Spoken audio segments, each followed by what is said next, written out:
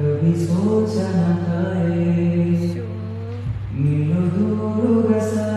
ഞാൻ ഇങ്ങനൊക്കെ ഇരുന്ന ഞാൻ ഇങ്ങനെ കിച്ചണിലൊക്കെ നിൽക്കുമ്പോ ഇങ്ങനൊക്കെ പാട്ട് പാടും. അതൊന്നും കവർ ചെയ്യാൻ ആരും ഇല്ലാത്തതുകൊണ്ടാണ് ഞാൻ അറിയപ്പെടാതെ പോയത്. സീരിയസ് ആയിട്ട് പറയാടാ. ആരും അടുത്ത് നിൽക്കാത്ത ചേച്ചി പാടുമ്പോ മനസ്സിലാക്ക്.